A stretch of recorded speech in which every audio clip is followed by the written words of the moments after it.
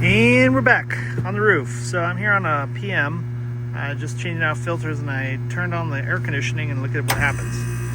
Right? Jumped out, and then it shuts off. So let's go ahead and dig a little further and see what's going on with this. So here we go.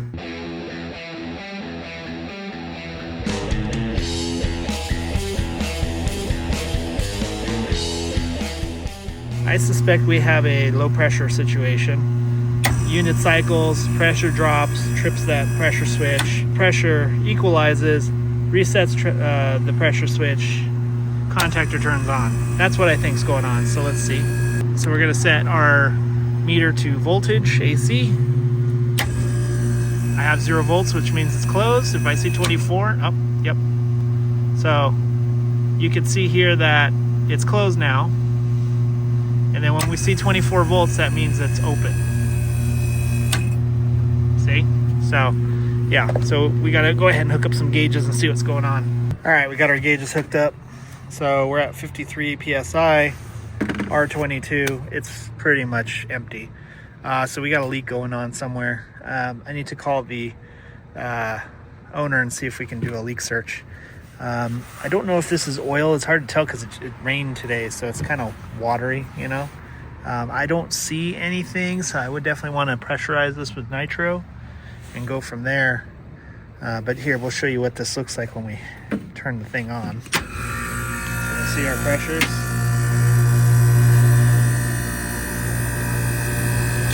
Yeah.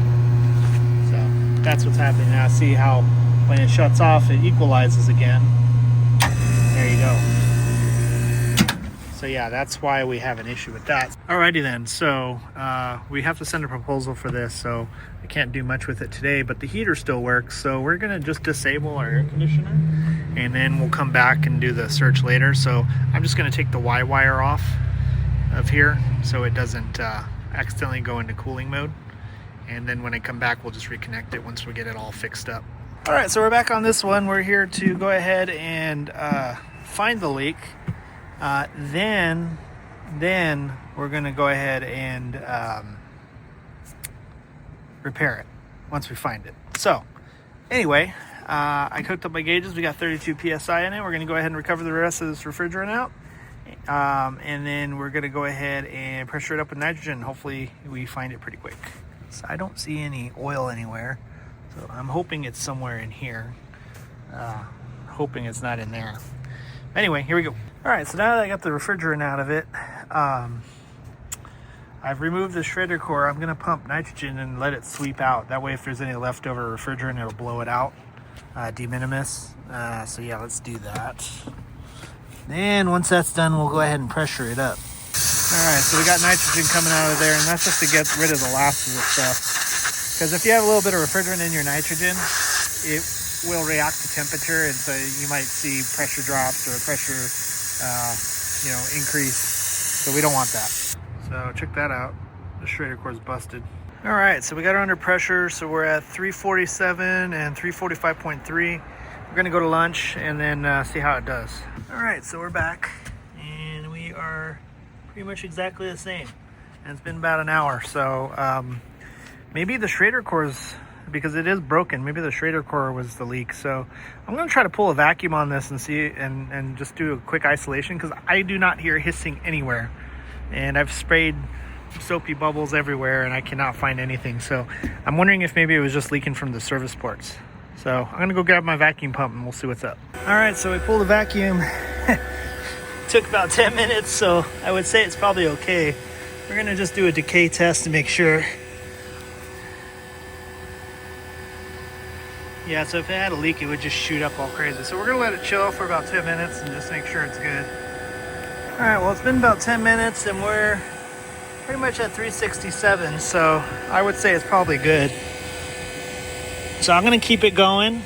And while I'm doing that, I already closed the panels, but I'm gonna go ahead and get my gauges all set up to charge the refrigerant. This holds 4 pounds of R22. So we're gonna go ahead and charge her up to factory. And then we'll bleed all the lines.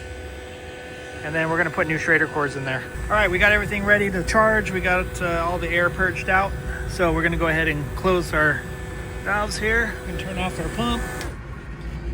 And we're gonna go ahead and remove the liquid line hose from our vacuum pump. Set that up out of the way. And we're gonna take our liquid line here. Now keep in mind there is air, about a little pocket that big. So what I like to do, just to ensure I'm not getting air, I'll screw it on there so it's on, I'll open it and then tighten. So that way if there was any air, it blew it out. Okay, we'll go ahead and zero this out. And we're gonna open up our liquid until we get about 3.5 pounds. So here we go. Oh, might help if I open this. All right, here we go. Now we may need to run the unit because it's about 40 degrees out here. So I don't know if I'll get all the charge. So, but yeah, she's flowing so far. About halfway there. All right, well, it took it all. It wasn't much. So we got 3.10-ish. Went a little bit over, but should be okay. So I'm gonna go ahead and take my stuff off. We're gonna put new Schrader cores on this. We're gonna go ahead and throw some new Schrader cores. So I have these. Pretty much anytime I open up a refrigeration system, I always replace the Schrader cores, because it is the dumbest callback, especially if you're fixing a leak and then it turns out your Schrader cores are leaking. So anyway, making sure these are actually closed so refrigerant doesn't shoot out. We want to go ahead and take this part and we're going to stick that on there like that. Okay, so go ahead and screw that on there like that, but again, we don't want to screw it in all the way because we need to purge, because there's that little chamber right here full of air. So there we go, and then tighten. So that blew out any air, so that way we don't have to risk getting contamination. Then we're going to push that in there and we will screw it in. And don't over tighten these or you will strip it or break it. So just keep going hand tight, and then when you can't go anymore, that's good to go. All right, and then you can close this and open this. And then if you open it and nothing else falls out, you're good to go. That means it's sealed. Sometimes they don't always catch properly, so this is a good way to test it. Because then if it starts blowing crazy refrigerant out, you can close it real quick. Because there'll always be a little bit in that little space. All right, so that one's done. I'm gonna take our Schrader core, pop it on there. And same deal, get it on there so it doesn't blow off. We'll go ahead and bleed it a little bit. Ensure we have no air. Open her up, push her in, screw it in. And I'm sure if you're wondering if you have these Appion, you're like, hey, how come yours looks a little different? Well, these are the older ones, so it's a little bit different. Okay, we close it off. A little bit will squirt out. All right, because that was in there. And now this, we're gonna open this and a little bit will shoot out, and that's pretty much what's stuck in the ball valve. See, and it stopped right there, so we know it's sealed. So now we can go ahead and take that off. All right, so it's about 40 degrees right now, so that's about where we want it to be.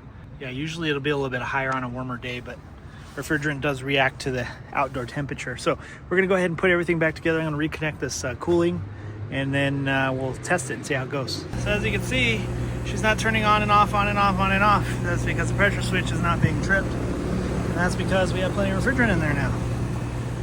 So yeah, who would have thought during the winter I'd find a leaky air conditioner? All right, so hopefully this helps you out. So thanks for watching. Make sure you like and subscribe, comment, tell me what a horrible technician I am. Hit that bell notification and follow me on Instagram and Facebook. And if you like the tools that I'm using, pick up a set for yourself on my Amazon store. And if you want to support the channel, make sure you pick up some work socks from Camel City Mill. Link in the description below and right there. Thanks for watching.